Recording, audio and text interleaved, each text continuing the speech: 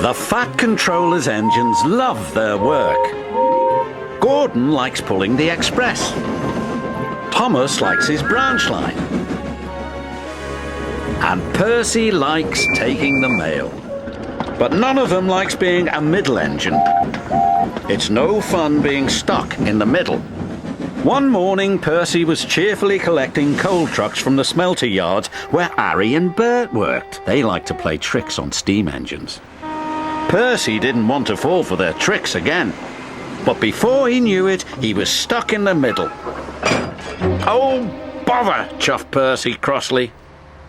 "Little green piggy in the middle," Harry teased. Percy's driver was cross. With trucks in front of him and trucks behind, Percy had to go slowly. James was in the yard when Percy steamed slowly by. "It's Slow Coach Percy," James laughed. "You wouldn't be laughing if you were stuck in the middle." Percy fumed, and he fumed all the way to the coaling plant. One by one, he shunted his trucks onto the tipper's loading ramp, and the coal was unloaded. Percy was not allowed to cross the loading ramp until the tipper had been turned off. It was against the rules. But as soon as his driver and fireman left, there was trouble. Henry arrived to pick up coal. He bumped into the trucks, and the trucks bumped into Percy. Percy was pushed onto the loading ramp.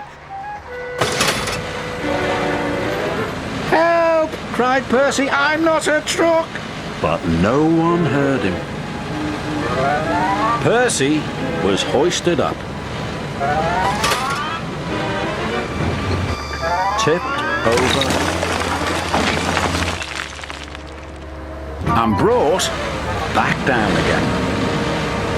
After Percy was lowered back onto the ground, the manager was very cross. "You have caused confusion and delay," he said. "I'll have to report this to the Fat Controller." That night, the Fat Controller spoke severely to Percy. "I'm very disappointed in you, Percy," he said. "You know it's against the rules to go on the tipper's loading ramp."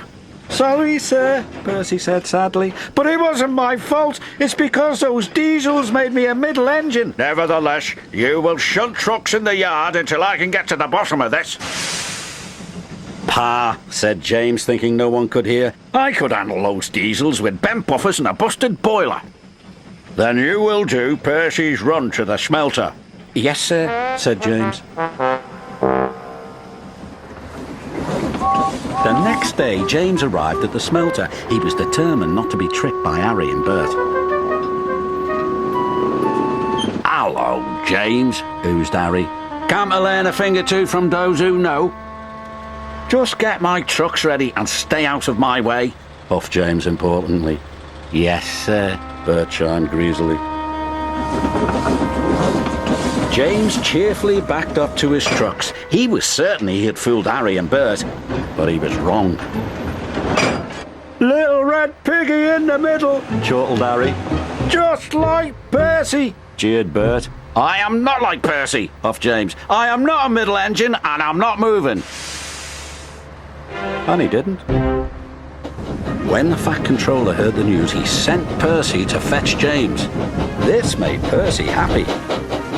He buffered up to James and took him along with all the trucks to the docks.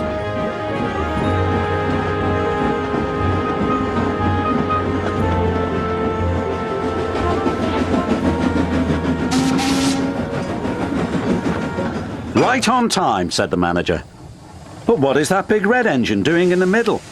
"Learning," Percy replied. "Learning what?" "Learning to be a middle engine." James covered himself in steam, hoping no one would recognize him. But it was no good. There is only one big red engine on the island, and everyone knows his name is James.